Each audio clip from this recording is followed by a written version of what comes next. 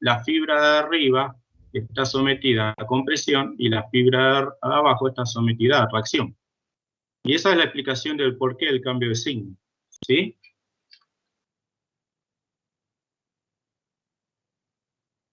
¿Se entendió?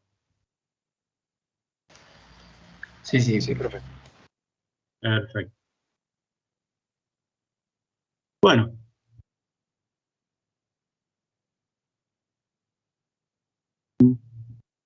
Ejercicio 1 muy simple.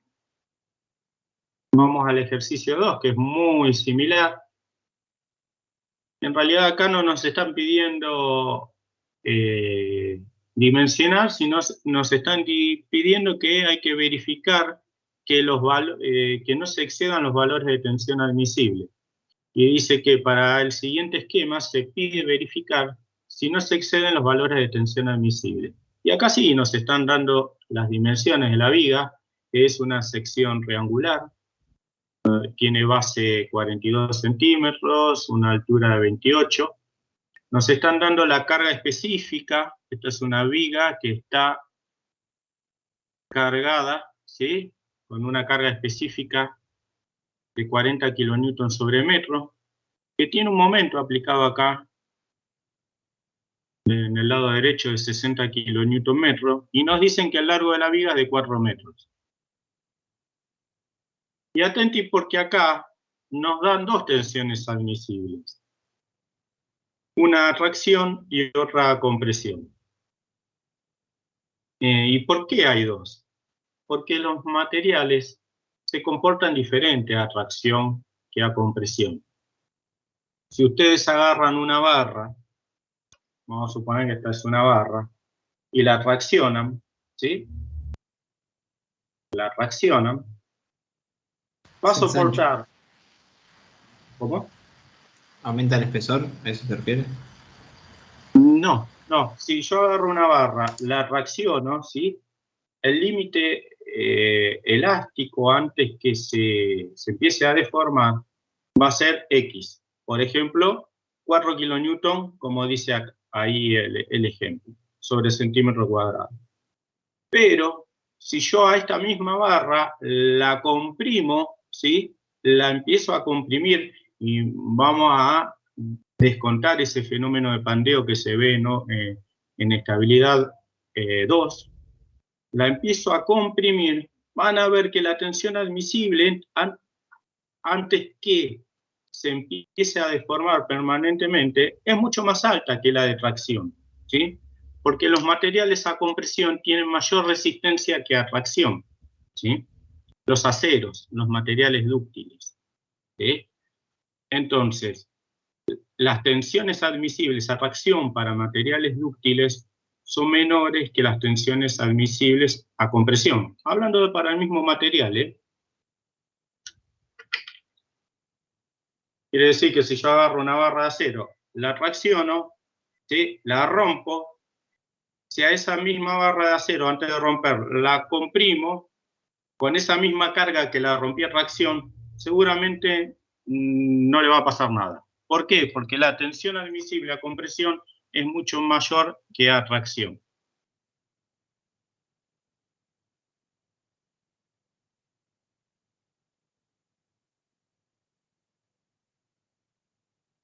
Bueno, ¿qué tenemos que hacer? Diagrama de características.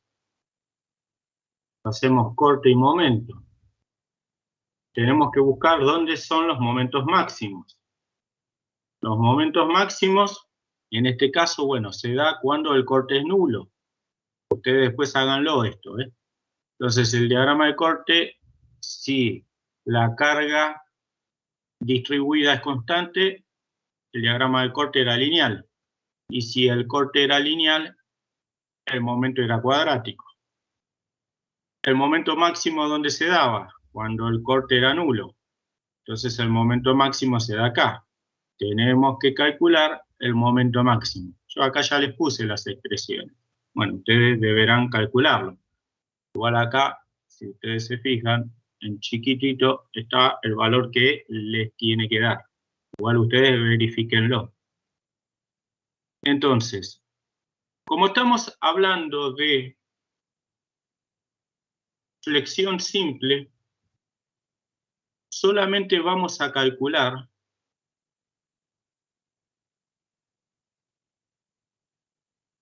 o vamos a verificar esta viga acá, ¿sí? Donde el momento de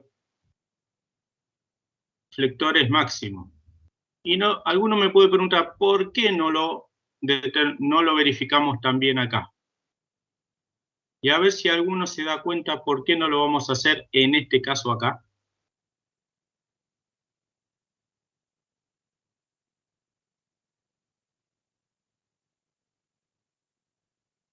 No lo vamos a hacer porque estamos calculando o verificando esta viga a tensión a flexión simple. Eso significa que no hay efectos de corte, no hay efectos de tracción, ¿sí? Entonces, acá hay una combinación de corte y flexión, mientras que lo que nosotros estamos ejercitando es flexión simple, donde el corte es nulo. Entonces, es este punto que nos interesa. Trabajo práctico más adelante, vamos a ver combinación de esfuerzos, ¿sí? Y ahí sí, quizá tengamos que verificar en varios puntos. Pero para este caso, que es flexión simple, donde solamente se analiza el efecto por flexión, donde el corte es nulo, la tracción es nula, el momento torsor es nulo, es este el punto de interés. ¿Se entiende eso? Sí, profe, se entiende. Bien. Bueno, calculado el diagrama de características, tenemos nuestra sección. La tensión ya sabemos que es M por I sobre el momento de inercia. Ahora, SI, ¿sí? Recuerden que es la distancia desde el baricentro hasta las superficies extremas. Entonces, el baricentro de un triángulo estaba ubicado a 1/3 de su base. ¿Se acuerdan de eso? A 1/3 de la altura, ¿sí? Sí. Entonces, la distancia, vamos a tener dos distancias. A esta superficie, a la base del triángulo es 1/3. Y al vértice del triángulo son 2/3. Entonces vamos a tener dos alturas, H1 y H2. Entonces, H1 va a ser 1/3 de la H total, que es 28, y H2, 2/3 de la H total, ¿sí? Igual. ¿Y cuál era el momento de inercia para una sección triangular? Base por H cubo sobre 36. ¿Sí? Entonces, ¿qué tenemos que hacer? Bueno, reemplazar en esta expresión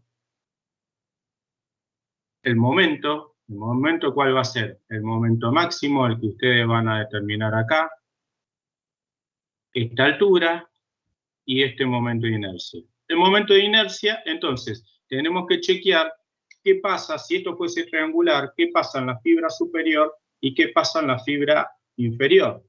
¿Por qué? Porque tenemos que verificar que la tensión no supere la de tracción abajo y que la tensión no supere la de compresión arriba. Entonces, la tensión de compresión se va a estar dando en la cara superior, entonces va a estar dado por el momento máximo, por esta altura, H1, ¿sí? Pues, dividido el momento de inercia de la sección triangular. Mientras que el de tracción va a estar dado por ese momento de máximo, que es este, por esta altura, H2, dividido el momento de inercia. Fíjense que el momento de inercia no cambia, ¿sí? Entonces, cuando una viga está sometida a flexión, ¿sí? En su eje neutro, que coincide con su baricentro, la tensión es nula. A medida que me voy alejando a medida que me voy alejando del baricentro, va aumentando la tensión por flexión, o el sigma. Y se da un sigma máximo en la superficie superior, que en este caso coincide con el de compresión. ¿Por qué? Porque esto se está flexionando y la fibra de arriba tiende a comprimirse. Y va a pasar lo mismo, pero con signo contrario, para abajo.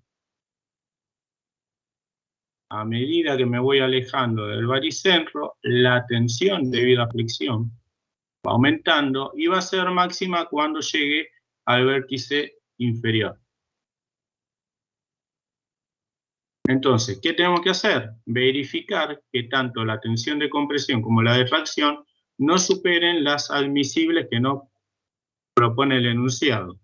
Los 12 kilonewton sobre centímetro y los 4 kilonewton sobre centímetro al cuadrado los dos, ¿no? ¿Se entendió? Sí, profe, perfecto.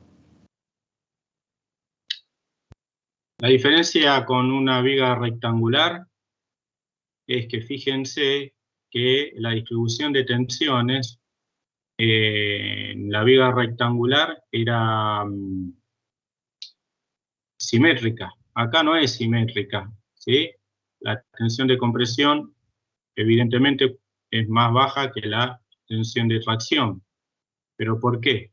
Porque esta viga está dispuesta de esta forma, entonces la altura H2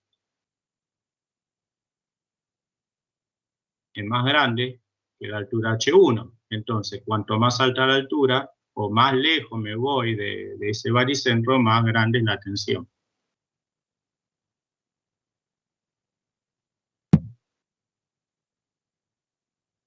Ya les adelanto que creo que verifica este problema. Pero en caso que no verificara, quizás girando 180 grados la sección, ¿sí? Girando esto 180 grados, quiere decir que el vértice para arriba y la base para abajo, y capaz que me verifica, y lo único que hice fue girar la sección 180 grados.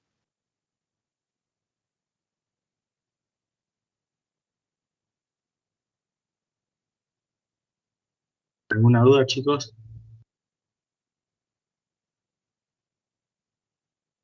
No, profe. Entendido. No. Más o menos, ¿no? Hasta que no lo ponga en práctica, no sale. Bien.